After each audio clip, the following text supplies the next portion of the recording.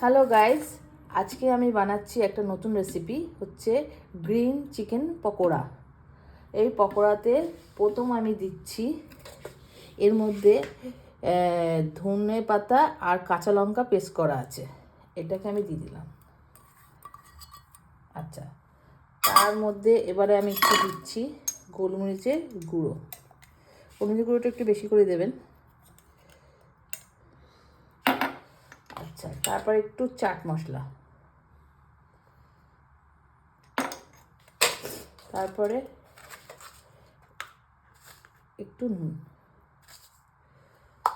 আচ্ছা, এবারে দেবেন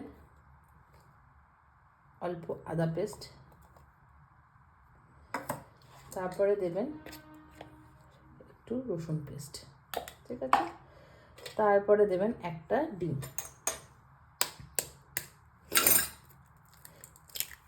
এইভাবে আপনি গ্রিন চিকেন পকোড়াটাকে বানিয়ে দেখবেন, খুব টেস্টফুল হবে। আচ্ছা, এটাকে আপনি যদি ওভারনাইট করে রাখেন তাহলে খুব বেটার হয়। আর যদি এটা আপনি 6 ঘন্টার মতন এটাকে ম্যারিনেট করে রেখে দেবেন, তারপরে যখন আপনি এটাকে ফ্রাই করবেন চায়ের সাথে কি কফির সাথে খাবেন, তখন এটাকে কি করবেন, একটু কর্নফ্লাওয়ার 2 চামচ দিয়ে তখন ফ্রাই করবেন। গরম গরম ফ্রাই করার পরে আপনারা এটা খাবেন, দেখবেন আপনার কফি, চা কি অন্য কিছু খাবেন, ভালো লাগবে।